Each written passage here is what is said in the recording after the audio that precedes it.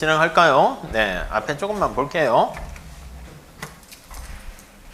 자, 이번에는요, 챕터 7장인데 생산 요소 시장이에요. 그러니까 지금까지는 생산물, 노트북이나 자동차나 뭐 그런 것들과 관련한 아웃풋에 대한 거면 아웃풋 말고 그 물건을 만드는데 투입되는 노동과 자본 등 이걸 생산에 필요한 요소라고 얘기하거든요.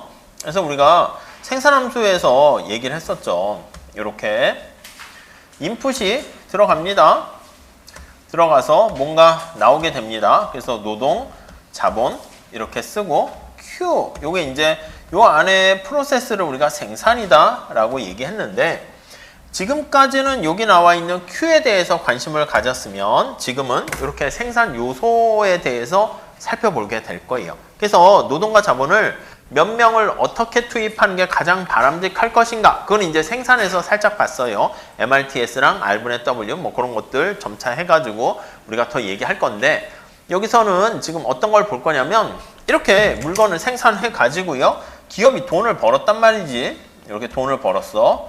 원화나 달러 같이 이렇게 돈을 벌었습니다. 그러면 그에 따른 대가를 지불해야 되는 거 아니겠습니까? 그래서 대가를 이렇게 지불하게 되는데 어떻게 분배받는 게 공평할까? 그런 거에 대해서 얘기를 할 거예요. 여러분, 제가 공평하게 학점을 주려고 하면 어떻게 주는 게 좋을까요? 그냥 똑같이 그냥 평균 내서 삐뿔 다 드릴까요? 무조건? 좋아하는 사람도 있겠지만 싫어하는 사람도 있어요. 그게 공평한, 우리가 n분의 1 똑같이 놀아가는 게 공평하다라고 하는 걸 수도 있겠지만 아니, 기여한 만큼, 노력한 만큼 자기가 보상받는 게 그게 또 제일 공평한 거 아니겠습니까? 우리 경작에서는 그래서 그렇게 얘기할 거야. 어떤 사람이 아니 소중한 시간을 이렇게 할애하는데 여러분들이 경작 공부를 많이 하면 점수가 잘 나올 거야.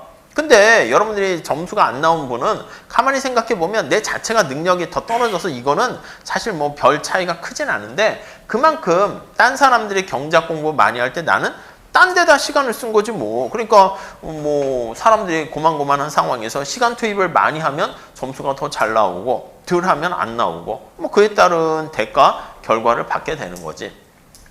학점? 뭐 그렇게 중요하지 않을 수 있어요. 만약에 학점은 별로 신경 안 썼지만 내가 다른 더 가치 있고 즐거운 시간을 보내면서 대학 생활했다. 그게 나한테는 제일 만족스러우면 좋은 선택한 거지 뭐. 굳이 뭐 학점에 뭐 다 따라가서 얽매일 건 아니지.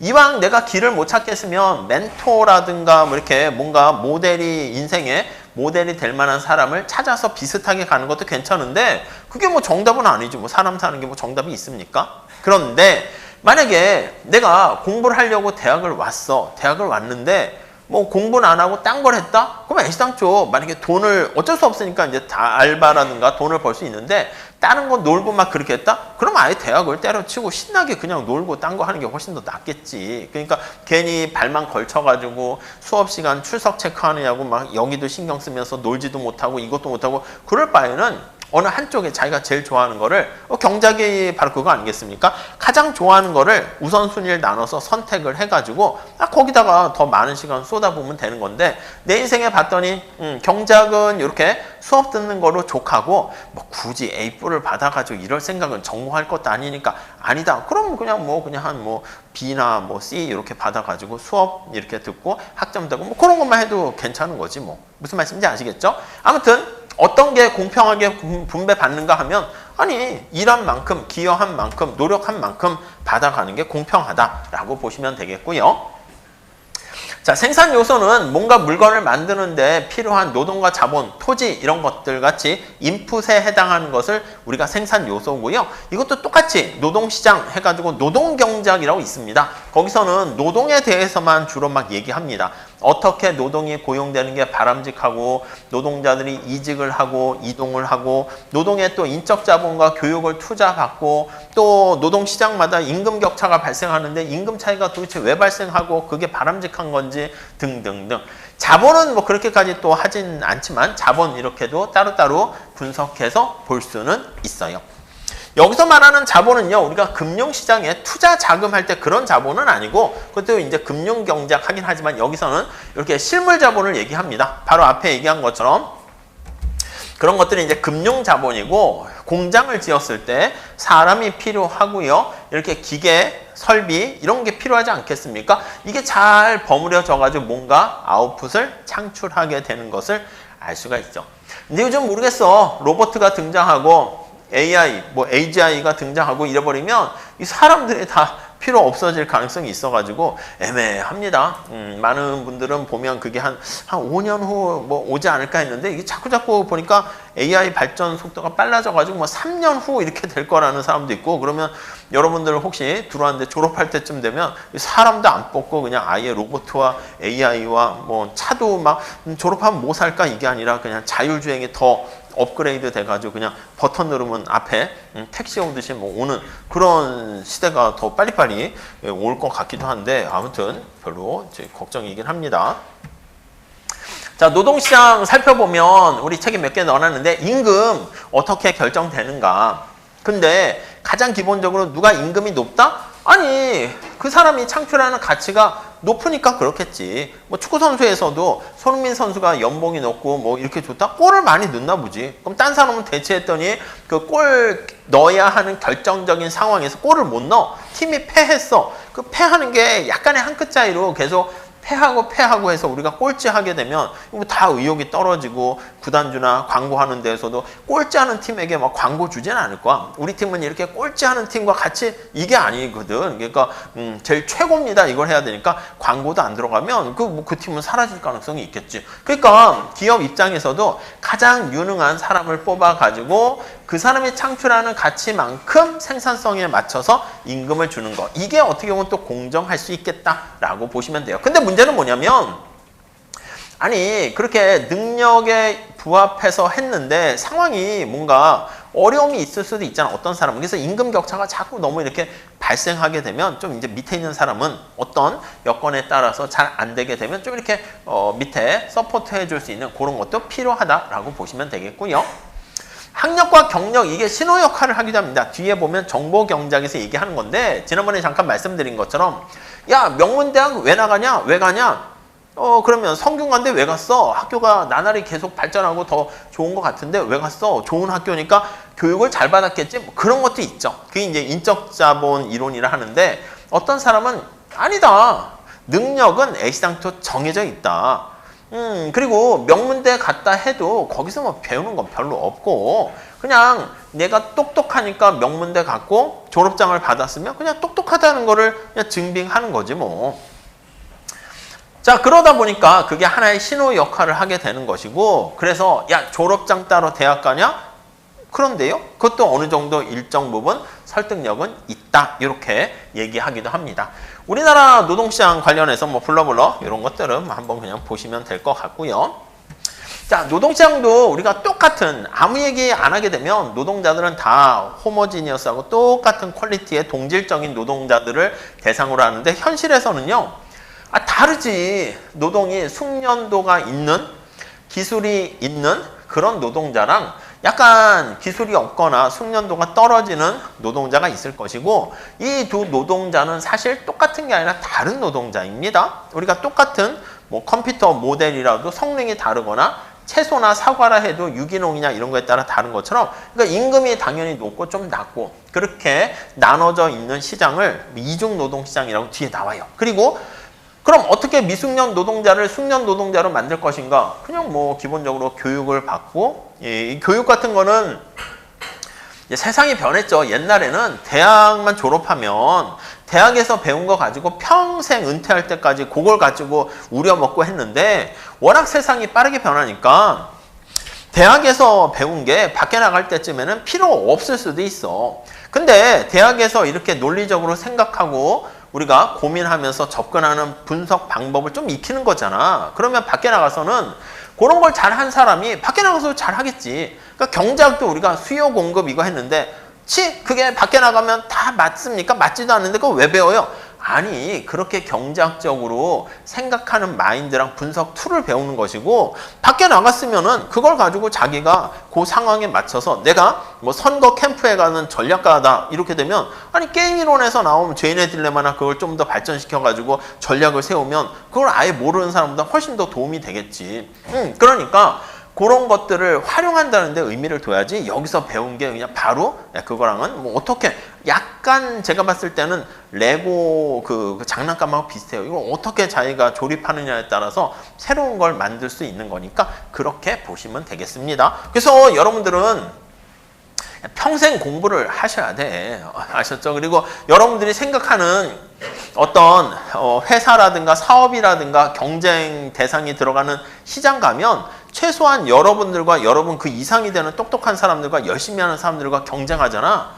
빡세요, 빡세. 고등학교 때만큼 그냥 계속 그냥 빡세게 살아야 돼. 지금도 빡세게 살고요. 그래야 학점 잘 받지. 이거 그냥 대충 이렇게 한다라고 해서 이게 상대평가다 보니까 저도 그래도 더 신경 써서 하는데 절대평가하면 제가 뾰족한 학점을 다 날려주고 싶은데 그게 안 돼요. 그러니까 빡세게 또 기말고사 준비해야지. 아시겠죠? 1번이 매몰 비용인데 여러분들이 봤을 때 이 중간고사 망쳤으니까 나 2번 끝났어. 나중에 재수강할래. 그러고 이제 지금부터 공부 안 하시면 안 돼요. 그러면 다음에 재수강할 때 보통 수강 신청할 때 많이들 물어봐요. 야, 이 수업에는 재수강생들이 많나? 이렇게 물어봐요. 왜냐면 재수강생들은 한 번 공부를 했으니까 더 잘할 것 같은 뭐 그런 느낌이 있잖아. 고등학교 3학년 내가 그 대입에 실패해서 재수를 한단 말이야. 근데 재수생들은 한 번 했던 걸 또 하는 거니까 더 잘할 것 같은 생각이 드니까 약간 무섭다. 이런 생각이 드는 건데 아니 재수강을 했는데도 중간고사 이후에 좌절해가지고 수업을 안 듣고 때려친 재수강생이면 그런 사람들이 바글바글 있으면 하나도 안 무섭지 뭐. 그리고 뭐 초수강하고 똑같잖아. 근데 중간고사를 잘 못 봤지만 기말고사까지도 열심히 했는데 내가 봤을 때 만족스럽지 못해서 재수강하는 이런 재수강생들은 무서운 재수강생들이 되는 거죠. 무슨 말씀인지 아시겠죠? 그러니까 혹시 중간고사 성적을 보고 아유 이 과목 글렀어. 나는 다시 들어야지. 그렇게 하지 마시고 열심히 하셔야 돼. 그리고 여기서 열심히 하셔서 나중에 밖에 세상에 이제 잘 이렇게 나가게 되면 또 여러분들과 비슷한 빡세게 사는 사람들끼리 또 이렇게 하니까 아니면 이제 그 아까 얘기한 것처럼 눈높이를 낮춰야지. 좀 밑으로 이렇게 내려가면은 그쪽에서는 자기가 기대한 만큼은 안 될 수 있겠지만은 여러분들이 가면 우와 어디서 이런 사람이 왔지 이럴 수는 있는데 그 분야를 잘 잡아가지고 근데 여러분들은 계속 위로 열심히 살려고 하는 거 하면 계속해서 그냥 은퇴할 때까지도 빡세게 살고 그렇게 해야 됩니다. 아무튼 그러니까 평생 교육을 받아야 되는 거지. 평생 관심을 갖고 뭔가 새로운 뭐가 나오면 탐구의식을 갖고 이렇게 막 접해서 수용하려고 해야지. 그냥 뭐 여기서 여기 다르다니까. 그러니까 처음 그건 있지.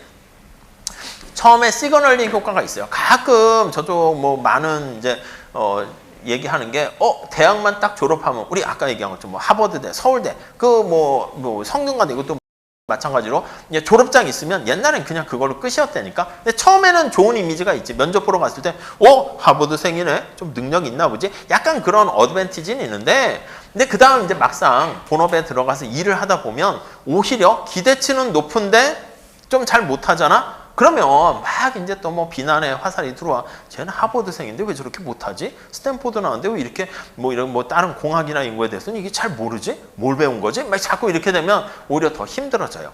그러니까 아예 잘 못할 것 같았는데 잘하면 깜짝깜짝 놀라는데 이제 또 그건 또 사회적인 그런 것 때문에 올라가기가 쉽진 않지. 그러니까 그냥 한 요 정도 뭐 해가지고 계속 뭐 하는 게 제일 좋은 것 같아요.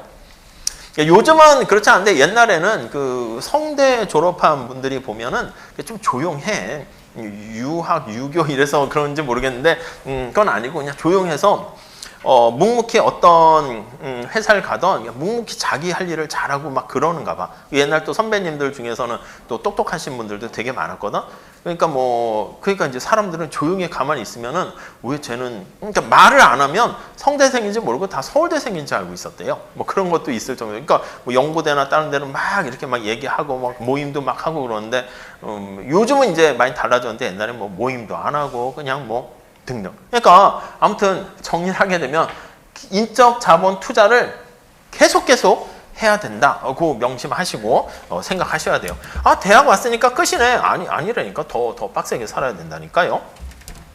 인적 자본 이론은 별거 없습니다. 사람한테 투자하는 거야. 근데 이게 눈에 잘 보이진 않습니다. 내가 물적 자본 같은 경우는 그걸 가지고 집이 있거나 뭐가 공장이 있거나 법인 사업체가 있거나 그러면 은행 가면요. 대출 받을 때도 돈을 빌려줘.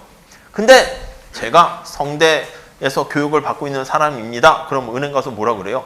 뭐 그래서 어쩌라고? 아무 도움이 안 돼. 말 그대로 자본은 자본인데 사람한테 투자되면 그거 성과를 보여주지 않으면요, 그걸 담보로 해서 뭔가 대출하거나 그런 게 쉽지 않습니다. 근데 만약에 내가 그렇게 시험 공부를 하거나 어떻게 해가지고 뭐 자격증을 취득하거나 그럼 뭔가 이게 생성물이 생기잖아. 그럼 이제 그걸 담보로 조금 대출해 준다거나 그런 건 있는데 아무튼 눈에 살짝 보이지는 않고요. 근데 문제는 뭐냐면 학교에서 받는 교육 말고 회사에서, 삼성에서 만약에 어떤 유능한 직원을 뽑았어. 얘가 괜찮을 것 같아가지고 막 유학도 보내주고 막 투자를 많이 했는데 이 친구가 다른 회사로, 삼성이 아니라 오성전자로 만약에 회사를 옮겼다 그러면 어떻게 됩니까? 거기에 투자한 것도 다 그냥 같이 가버리는 거야. 사람의 몸에 체화되기 때문에 그렇습니다. 그렇기 때문에 약간 기업 입장에서는 요 사람에 대해서, 누구에 대해서 투자할까 보면 누구한테 투자하겠어요? 여러분들이 회사 회장이고 사장이면 그냥 우리 회사에 오랫동안 다닐 것 같은 사람한테 투자하는 거지. 얘는 나 잘났다 생각해가지고 이직할 것 같은 사람한테는 투자 안 한다니까? 아, 투자했더니 떠나가 버리고 뭐 어디 뭐 저기 마이크로소프트사 이런 데 가버리고 뭐 이렇게 구글 가버리면 뭐야, 이게 투자한 우리만 그냥 손해네? 이렇게 되니까 아무튼 그런 것들도 노동경쟁에서 인적자본 이론에서 많은 관심 대상이 됩니다. 아무튼 인적자본 투자를 하면 뭐가 좋은데 생산성이 향상됩니다. 온 국민들이 생산성이 향상돼서 능력이 올라가면 그게 국가 전체적으로 봤을 때 경제 성장의 원천 아니겠습니까?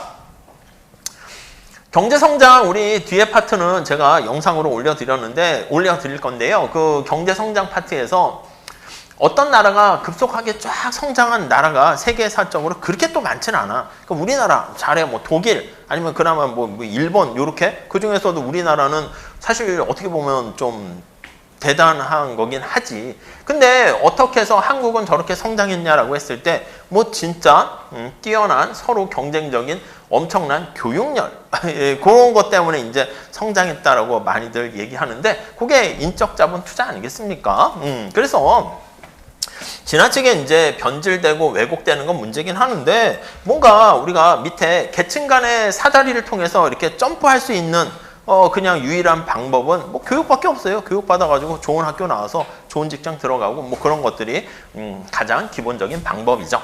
자, 숙련 노동자는요, 생산성이 높으니까 당연히 어떻게 되겠습니까? 임금이 훨씬 더 많아지게 된다. 이렇게 보시면 될 것 같고요. 뭐 그런 그래프까지 이제 그릴 수 있는데 그것까지는 여기서는 안 해도 될 것 같고요. 이중 노동시장이라 합니다. 노동시장이 무조건 똑같은 게 아니라 나눠져 있어요. 하나는 1차, 2차 나눠져 있는데 소위 말해서 1차 노동시장이 좀 뭔가 우리가 전문직, 좋은 일자리, 연봉은 높고 뭐 자율적인 집에서 막 일을 해서 성과만 내면 되고 그 다음에 뭔가 의무나 규제는 없으면서 뭐 나에게 책임과 권한이 다 있는 2차 노동시장은 그냥 기술이 없고 그냥 뭐 단순한 반복되는 일을 하는 뭐 그런 것들을 이중 노동, 2차 노동시장 이렇게 얘기를 합니다. 그래서 많은 것 중에서 이쪽으로 가버리게 되면 여기서 헤어나오기가 쉽지 않습니다. 헤어나올 수 있는 방법은 요거 교육을 받거나 해가지고 이쪽으로 가는 방법, 숙련도라든가 뭔가 생산성을 올릴 수 있는 방법, 그걸 해야 되는 걸 알 수가 있겠죠. 자, 그리고 노동시장에서 이렇게 차별이 발생하기도 해요. AI로 그리니까 뭐 약간 이상한 소리를 하고 있네. 뭐 어느 나라 말이야? 아무튼 이렇게 하고 있는데 차별이 발생하는 원인이 뭐냐라고 하면은요. 아니, 개인에 대한 편견과 선입견 때문에 그럴 수 있어요. 사장이 뭔가 선입견이 있어. 남녀 이런 거 아니면 인종 이런 거에 대해서 선입견이 있으면 그 사람이 뭔가 성과를 보여도 잘 인정을 안 하고 뭐 그 안 좋은 거죠.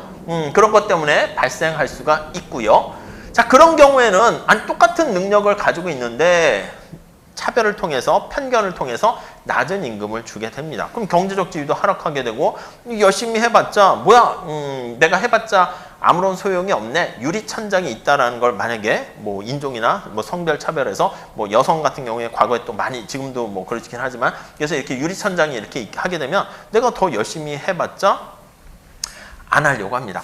들어보셨습니까? 벼룩이라는 게 이렇게 굉장히 높이 뜰 수 있는데 그 위에다 유리컵, 투명 유리컵을 이렇게 매 놓는다거나 아니면 코끼리나 무서운 그냥 뭐 멍멍이나 이런 것들도 이렇게 아기 때부터 강아지 때부터 이렇게 묶어 놓게 되면 자기가 막 벼룩이 뛰려고 하다가 이제 유리천장에 딱 부딪히게 되면은 거기서 패배의식에 젖어 가지고요 투명 유리컵을 빼도요 그냥 자기가 더 뛸 수 있는데 그냥 스스로가 그냥 한계를 지어버리는 경우가 많대요. 그러니까 여러분들께서는 앞으로 변화할 만한 그런 게 되게 많이 있어요, 진짜. 근데 이제 나이가 들면 들수록 사람들이 이제 약간 진짜 뭔가 위험을 기피하고 등등 도전 의식이 없어질 수밖에 없는데 지금 상황 괜찮으니까 내가 뭐 얼마나 어디까지 뭐를 얼마나 열심히 할 수 있는지를 한번 최선을 다해서 한번 해보세요. 나의 뭐라고 할까?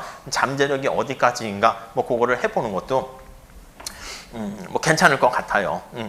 아무튼 그래서 이 차별을 철폐하는 방안 이렇게 있는데 여러분 지난번에 말씀드린 것처럼 어떤 농구팀이 감독이 약간 인종주의자야. 그래가지고 능력이 좀 떨어지는데 백인들만 구성해서 팀을 구성했다 합시다. 흑인이 능력이 있는데 만약에 선수로 주전으로 기용을 하지 않게 되면 그 팀은 어떻게 됩니까? 팀 간의 대결에서 안 그래도 전략을 세운다 해도 질 가능성이 많다니까. 그렇게 되면 그 감독은요 자기는 나름대로의 고집으로 편견을 갖고 있고 차별을 하고 있었는데 팀이 지면 감독 자리에서 쫓겨나게 되는 거예요. 그러니까 어떤 기업인데 남성과 여성인데 여성이 뛰어난 능력을 갖고 있는데 야 나는 안 뽑을래 이렇게 하면 뭐 기업이 서바이벌해서 오랫동안 망하지 않고 기업의 제일 중요한 역할은요 사회적으로 착한 일을 하는 것도 있는데 첫 번째는 망하지 않고 오랫동안 계속 기업으로 생존하는 것도 굉장히 사회에 기여를 많이 하는 거야. 삼성현대 같은 경우에